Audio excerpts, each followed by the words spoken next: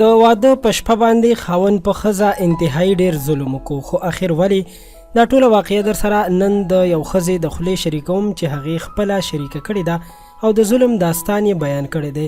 د ویډیو تر اخره را سره پاتې شئ چې تاسو هم د دې واقعې نه خبر شئ، او که زموږ چینل خان کلیک مو نوي سبسکرایب کړی نو همدا اوس یې سبسکرایب کړئ چې زموږ راتلونکي ویډیوګانې تاسو ته په وخت در ورسي.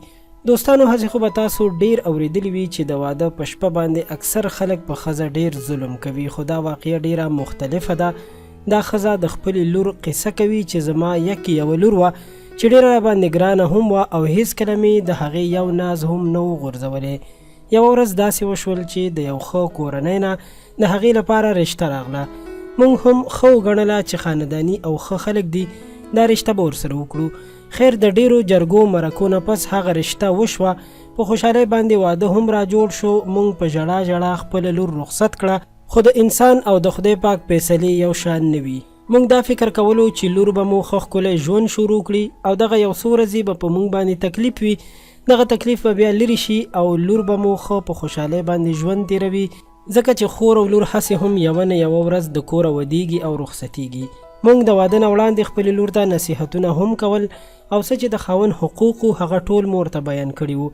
خیر، د واده په سبا سهار موږ ته خبر راکړل شو چې زموږ لور په هسپتال کې داخله ده او ډیره په بد حال ده. موږ ډیر ورخطا شو، فکر مو کولو چې دا څنګه چلو شو. په لور مو اچانک څه بیماري راغله که بل څه خبره ده، خو چې کله هسپتال ته ورسېدو نو هلته راته معلومه شوه چې زموږ په لور باندې دومره زیاتی شوی دی، یعنې وهل ټکول شوې ده چې هغه نوره بېهوشه ده او نږدې وه چې مړه شوې وه، خو د مرګ نه بچ پاتې شوه. دغه ښځه وایي چې د واقعي بنیاد داسې و چې په دې وجه باندې وهل شوې او ټکول شوې ده چې د واده په اوله شپه باندې زما د لور نه وینه نه وتلې، په دې وجه باندې پرې ظلم شوی و. افسوس چې څومره ظلم یې کړی دی. عالمان او ډاکټران اوس هم وایي چې خدای ته وګورئ داسې کار مه کوئ، ځکه چې دا یوه نری پرده وي او ټوپ وهلو سره، ډېرې بیمارۍ تېرولو سره او یا د لوی سفر سره هم شلیدلی شي.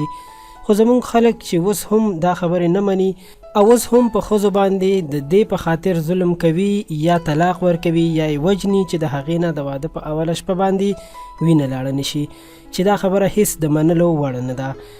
ډیره زیاته د افسوس خبره ده. الله تعالی دې داسې خلکو ته هدایت ور په برخه کې، آمین. قدرمنو، د ویډیو د کتلو مو ډیره مننه کوم. د خان کلیک چینل دا ویډیو تر همدې ځایه وه. امید لرم چې ستاسو به خوښه شوې وي. ویډیو در سره لایک کړئ، زموږ چینل خان کلیک هم سبسکرایب کړئ. تر بیا مو په لوی الله سپارم. د الله پامان.